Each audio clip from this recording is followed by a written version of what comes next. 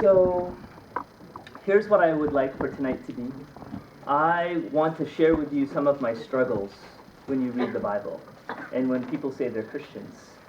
There's a very easy side to talk about Christian faith or just religion, right?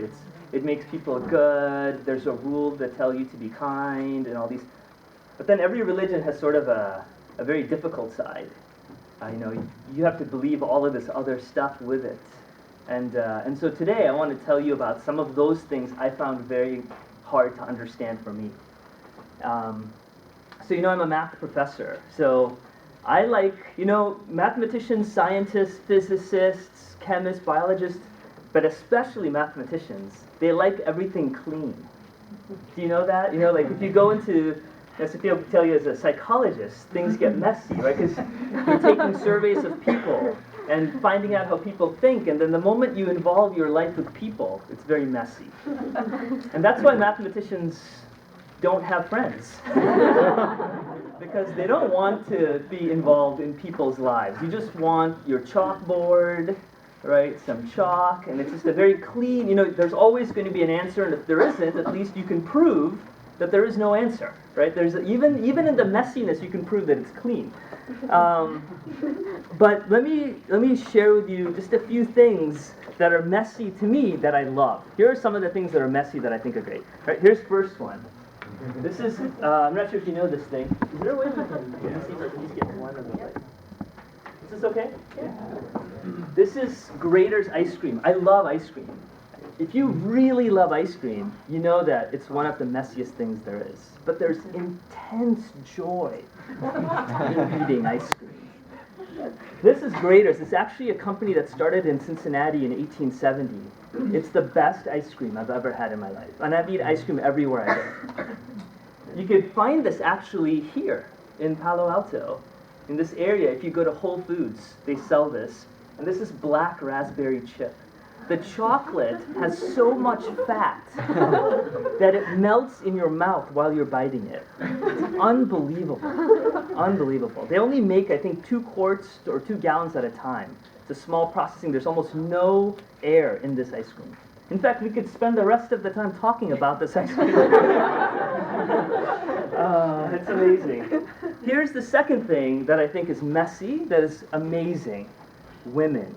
Right? So, what I mean by that is relationships with the opposite gender.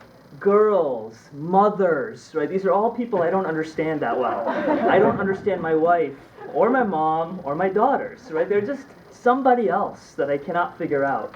And so, but yet, I don't want to be disengaged with them, right? Because I think it's awesome to spend time with these people. It's awesome to think about dating and getting engaged recently, right? And all of this stuff, exactly. You know what I'm talking about. You come on up. Right here, so he can tell you about the messiness of life. Do you want to, or? Okay.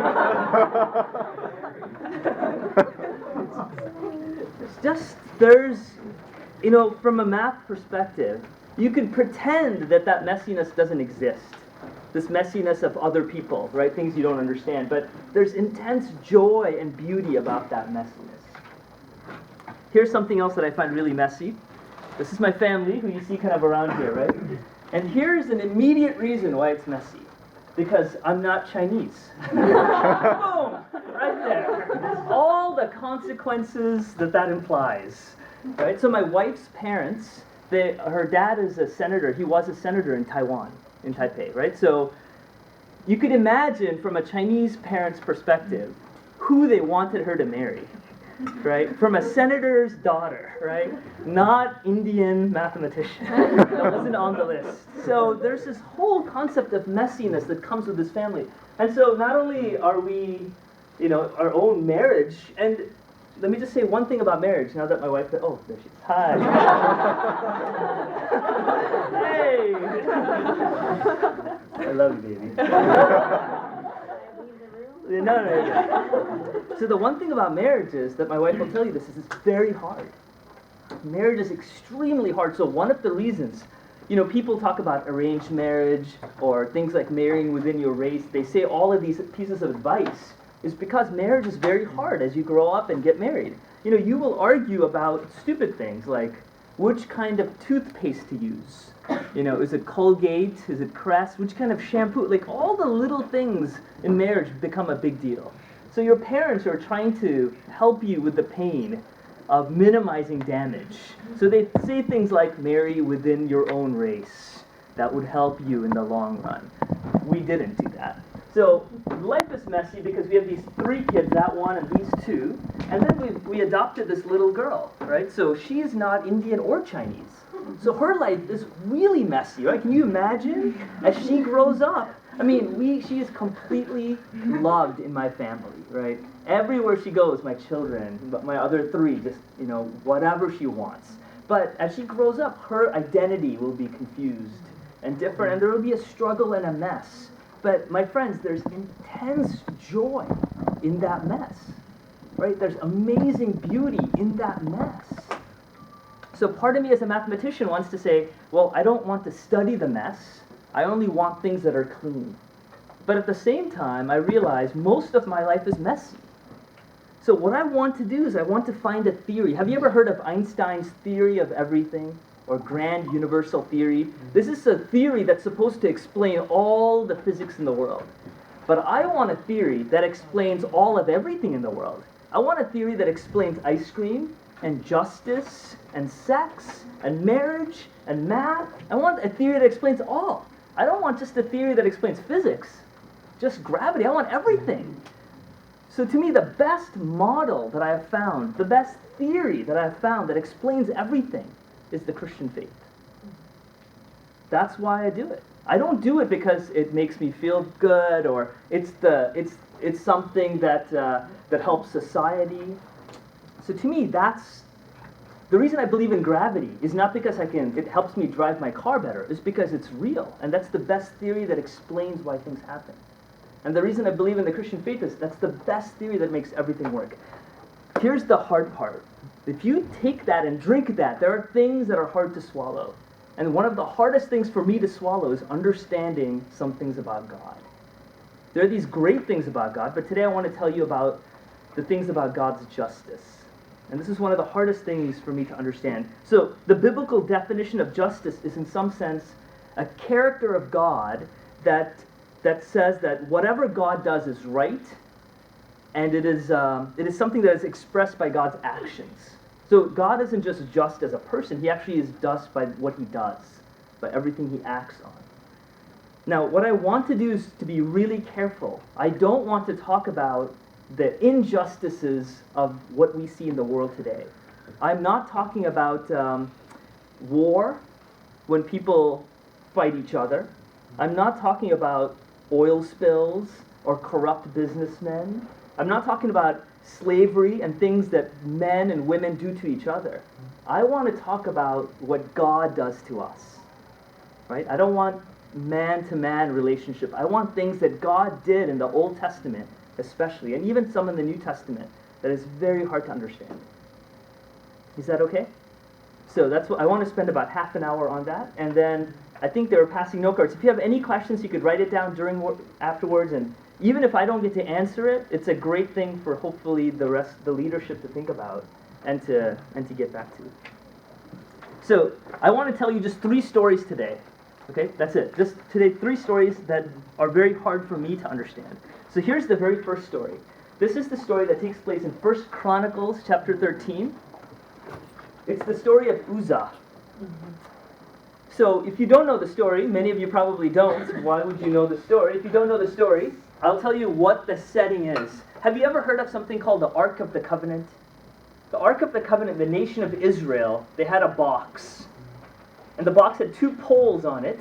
And inside this box, this beautiful box, carved with angels on the top, is where they kept some of the most important things of that nation. Remember, in the U.S., we would have the Constitution, the original flag. We'd have these super documents, the Declaration of Independence. So there they had the 10 Commandments. They have Moses' staff. They have these few things.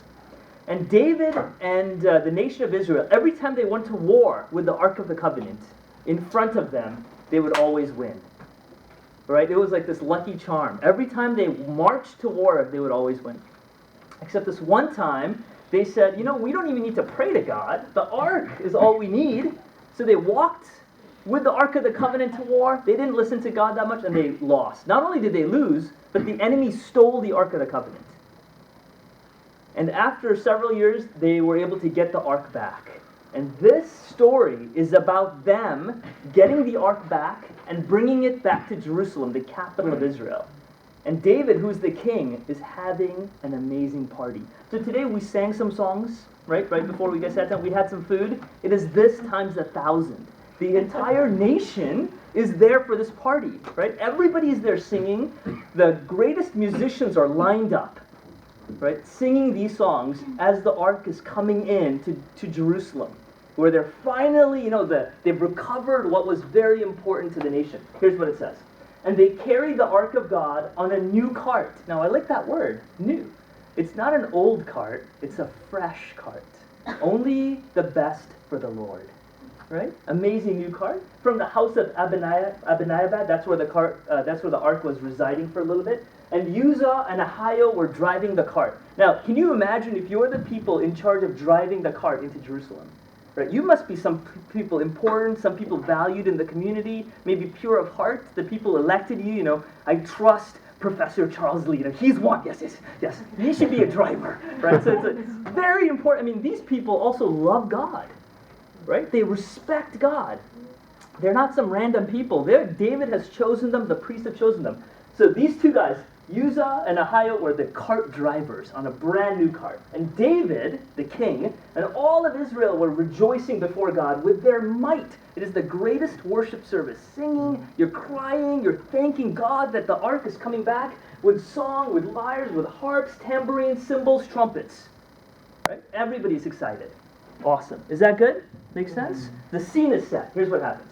And when they came to the threshing floor of Chidon, Uzzah put out his hand to take hold of the ark, for the oxen stumbled. Right? So they had this brand new thing.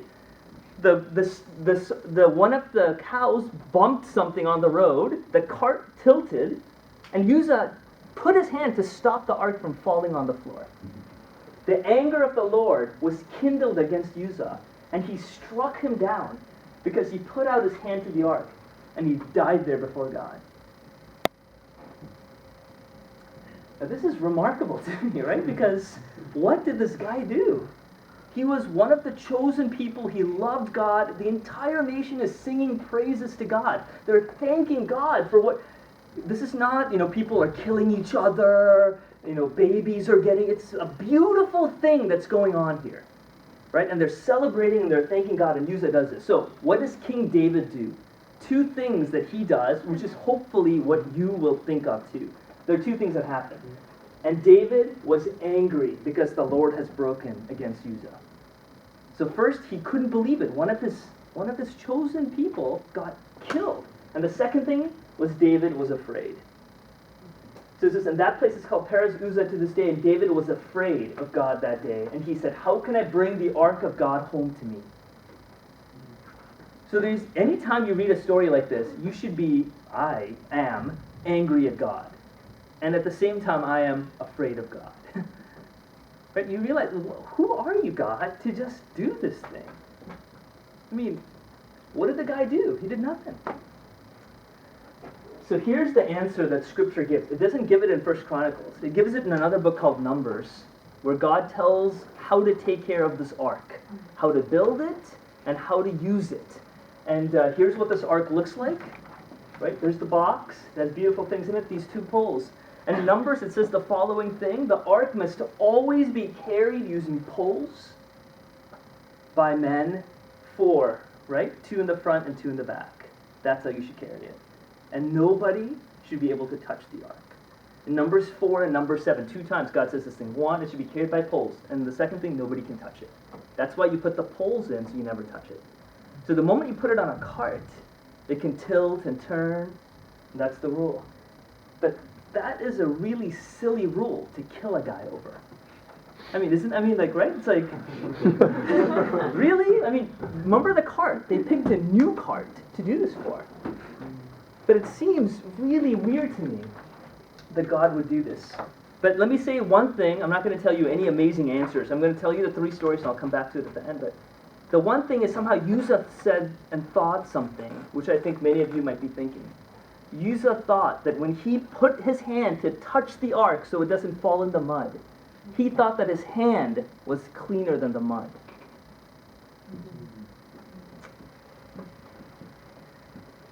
So that's the first story. It's a very hard story. Here's a second story, and it's an even harder story.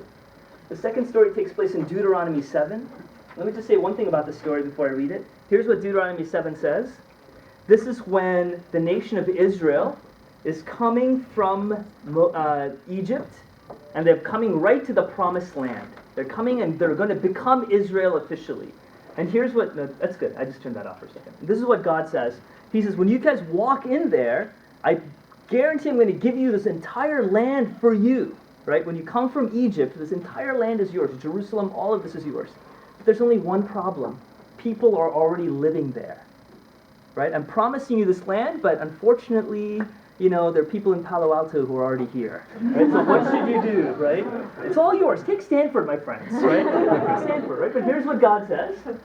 Deuteronomy 7, this is Moses telling them what God is saying. And when the Lord your God brings you into the land, right, from Egypt, they've been slaves all these years, that you are entering to take possession of, clears away many nations before you, the Hittites, the Gerasites, the Amorites, the Canaanites, the Perizzites, the Hivites, and the Jebusites. 7 nations more numerous and mightier than yourselves. And when the Lord your God gives them over to you and you defeat them, now here's the thing, then you must devote them to complete destruction.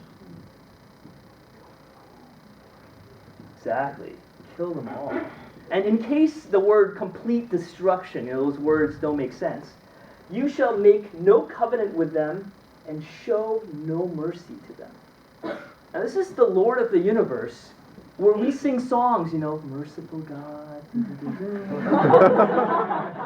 Right? And he's like, show no mercy. So how does this go? I mean, let me just explain to you what's going on. When you go to this people, as the nation of Israel comes, people are already living here. It's not men who are 21 and older who are living there. Do you understand what I'm saying? It's women who are living there. It's my baby girl, right? My 2-year-old who's living there. Now, what does that 2-year-old know about the Lord of the universe and about the nation of Israel that's coming? Why should you slaughter her?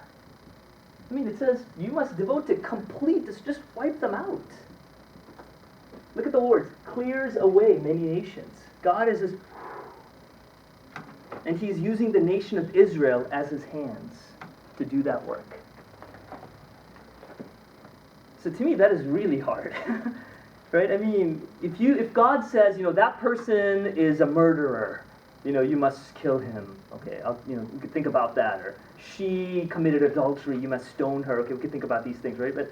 But nothing. I mean, there's, right? You're just going in, and there are these 7 nations, and they're living there, and just go kill them all.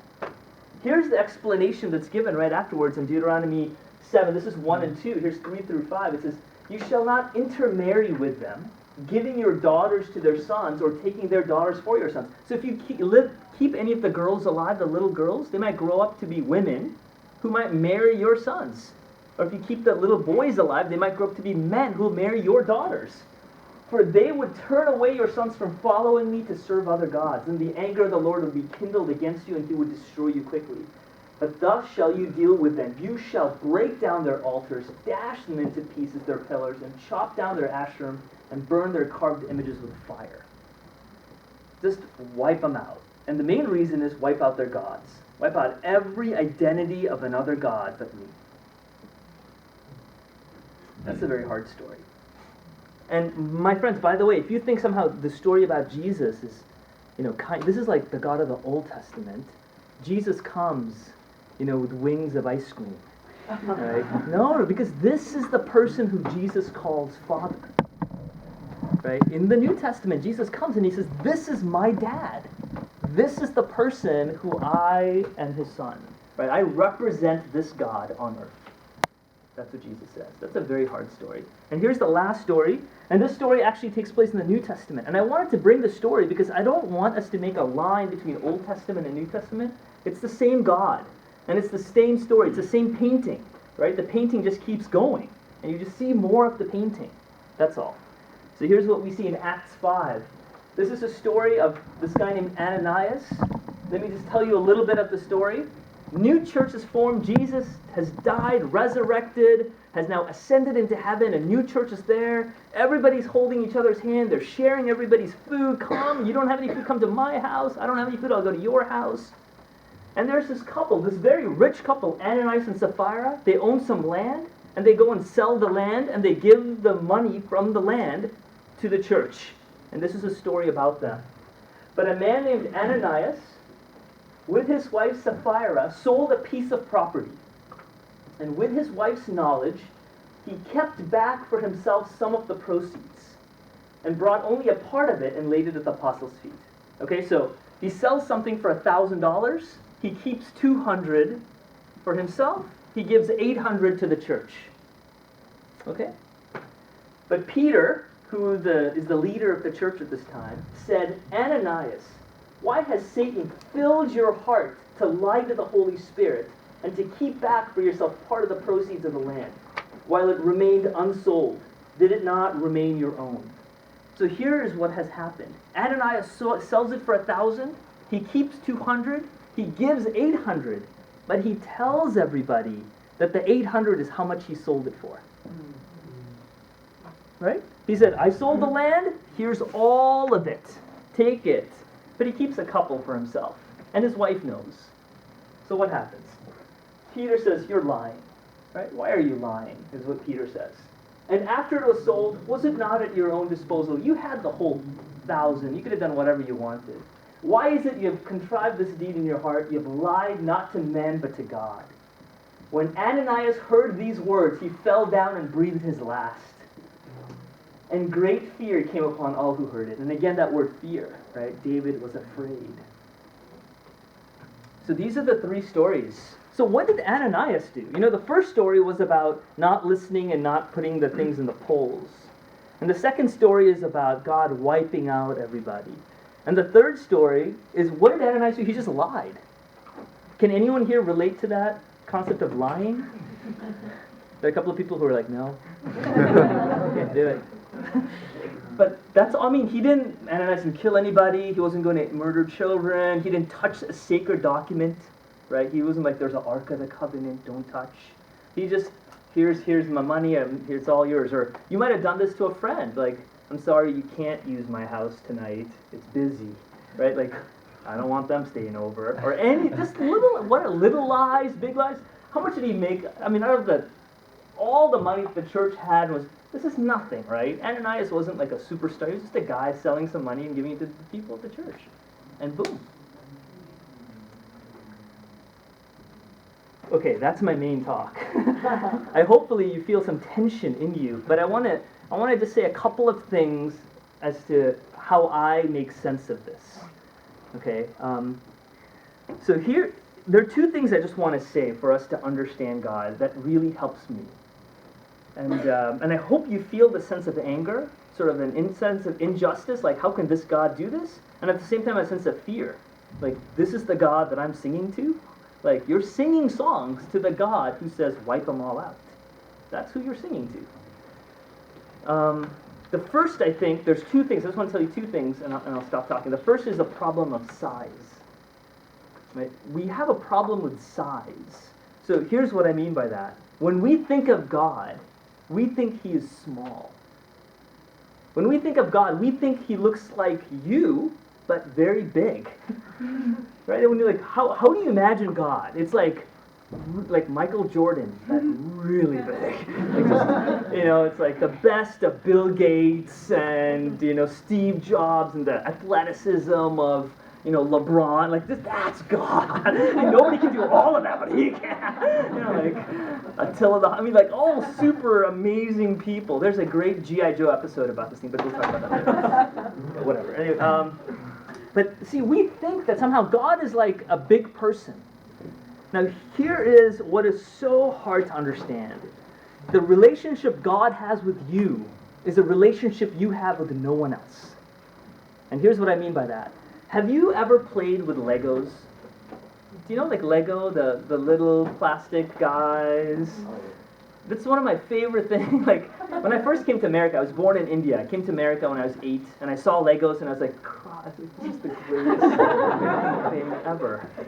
And I still steal my children's Legos and play with them. My wife will tell you that is true. But let me just think about the story with me. Imagine that you have built in your home a beautiful world filled with Legos, right? Like a Lego house, a Lego car, a Lego school, a Lego hospital, and then you bring 2 little Legos with you, right? Maybe a Lego guy and a girl, maybe best friends, and you're like a Lego and his dog. This world, I'm going to call this person Peter, right? Peter, this Lego world is all for you. I built this, I spent weeks building this. Come, enjoy it, Peter. What happens if Peter looks at me and says, I hate you? Or looks at me and says, screw you, I can do it, whatever. What would I do at that point? I would take that Lego and melt him. I would melt him really quick. No, I would melt him really slowly to make Peter understand that it's my world. Now, this is the thing that we don't understand. Even me playing with Legos, the Lego itself is a creation that I made using other pieces of this world. God made us using things not of some matter. He created us out of nothing.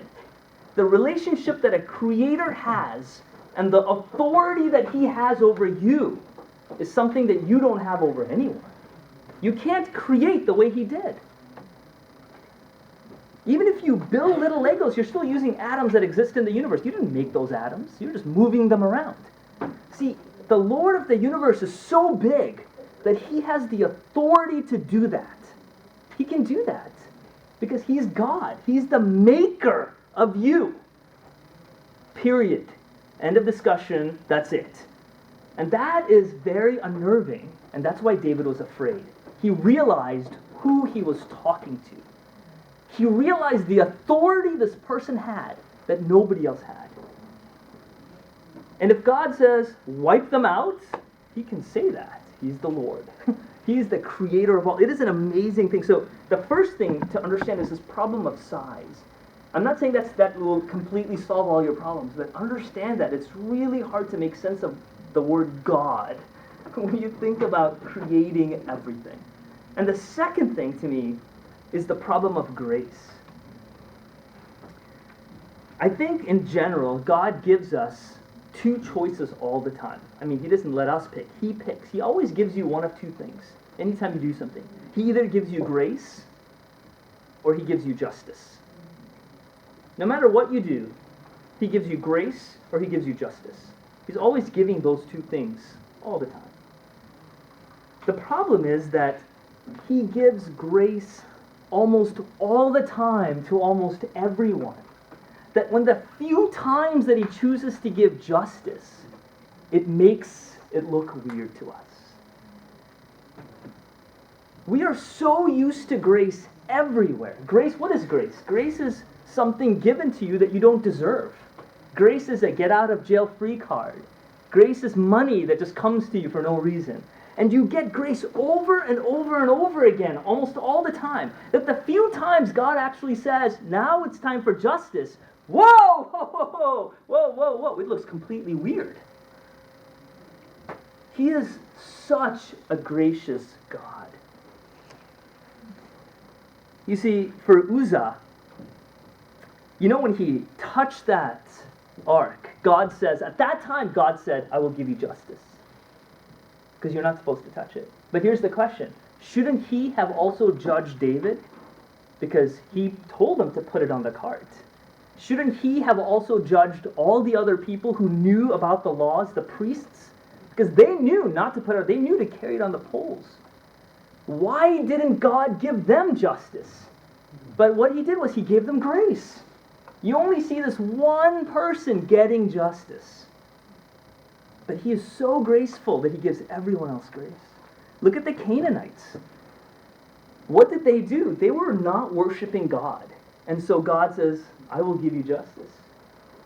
But it turned out so many other people weren't worshiping God either. But God kept giving them grace. In fact, if you actually read the story a little bit more past Deuteronomy, the nation of Israel, the people who took over the land, they themselves began to worship other gods.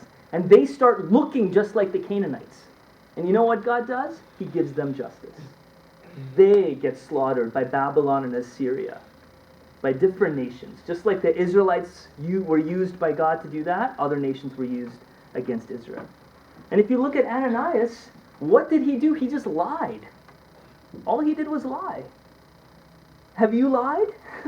Why are you alive? That's a good question. Why are you alive? Because God gives you grace. You look at the few times that God of the universe says, I'm going to give them justice, and it looks completely weird because the Lord of the universe is so graceful. There are these 3 stories in the book of Luke. Have you heard of the prodigal son? Have you heard of the story called the prodigal son? It's part of 3 stories. One is called the lost coin, the second is called the lost sheep, and the third should be called the lost son. It's about a son who leaves the family, who tells his father, Father, I want my inheritance now. And in the Jewish tradition, if you ask for your inheritance, you're asking for your father's death. So he actually says, Father, give me the money, I hope you're dead. And he leaves, he spends all the money, and he comes back. And the story is about the son who is lost, who returns. But we sometimes call it, if you look in your Bible, sometimes it's called the prodigal son, not the lost son. And the prodigal, that word means wasteful, to be extravagant. And we say the son wasted his money. He took the father's money, he didn't invest it, he wasted it. But that's wrong. The story is the lost son, but it should be called the prodigal father.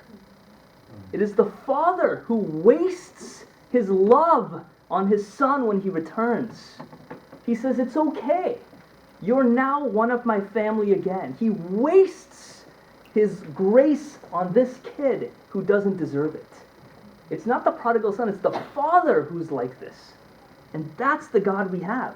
He's a God who wastes everything. You know, the problem with grace is that God gives us so much grace that we don't think it's amazing. It's not amazing grace. It's everyday grace. You see grace everywhere, right? It's not like if every day the sky is filled with shooting stars, it's not amazing anymore. And the Lord of the universe is a prodigal God. He's a father who just pours it over us. And here's the problem though. He pours grace on the person who is a child molester. He pours grace on the businessman who is corrupt. He pours grace on the mafia boss who is slaughtering people, who is lying, who is stealing. He pours grace on your professors or your students who are cheating, who are being dishonest. He pours grace on them. And you can say, God, that is not fair. They don't deserve grace. But my friends, that's what grace is. Grace is something you don't deserve. It's unmerited. God just gives it. He's prodigal. He just wastes it on you. Everywhere you look, he just wastes it. He's an amazing God. Let me just close with this. Faith in God, to me, when I have a relationship with God, when I say I know God, and it's a messy relationship. And my wife can tell you that our relationship is messy. I mean, it's beautiful. I love her. I know she loves me more. Right, baby? She does. She is amazing. She's an amazing girl. But it's a messy relationship. It's not easy, right? We talk, and sometimes I don't talk, and all this. It's just, she could tell you all that. But if you want to have a relationship with the God of the universe, it's going to be a messy relationship. It's not going to be easy. In fact, if you take your Bible and open it right in the middle, right, just right in the middle of that book, there's a book called the Book of Job.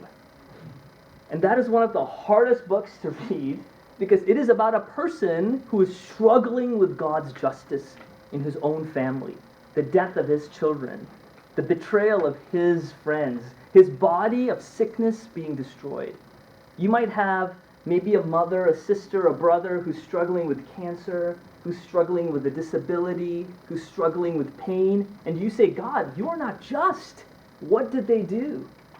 You might have all of these issues, maybe financially, physically, emotionally. This is what God asks us to do. Look at the book of Job and wrestle with it. It's not easy. It's not a simple math equation. It's the messiness of things. So let me give you the answer. Why does God decide to show justice to Ananias, to Uzzah, and to the Canaanites? Why does he show them justice but not other people? Why does he give grace to everybody else but them? Why does he pick them to show justice? Here's the answer. I don't know. That's the answer. So the reason he does that is, I'm not God. I have no idea why he does what he does like that. So, let God be God. Let me just read a couple of verses and I'll stop here. Here's the book of Daniel. It says this: all the inhabitants of the earth are accounted as nothing, and he does according to his will among the host of heaven and among the inhabitants of the earth. God can do whatever he wants, and none can stay his hand or say to him, what have you done? God, why did you do that? Why did you give him justice? Who are you to talk to the Lord of the universe? We can't understand him. Here's what Romans says. This is Paul writing. He's trying to explain this. So then he has mercy on whoever he wills, and he hardens whomever he wills. He can just give justice to who he wants and grace to who he wants, right? That's not fair. You can't give justice and grace. And you will say that, why does he still find fault? Who can resist him? Who can get justice and who can get grace? And here's Paul's great answer. Who are you, oh idiot, to answer back to God? So what is molded, will the little Lego piece say to the molder, why have you made me like this? Has the potter no right over the clay to make out of the same lump one vessel for honorable and one vessel for dishonorable use? It's a very scary thing that these things are in the Bible, but that is the big size of God. And let me just close with my favorite verse in all of the Bible. It is a dreadful thing to fall into the hands of the living God. I love this verse because it is both at the same time. You are in the hands of the living God. It's an amazing thing, but you are in the hands of the living God. That's an amazing thing. Be fearful in the size of who he is. The reality of this God. He is such a good God, but it does not make life easy. Struggle with that. Thanks for your time.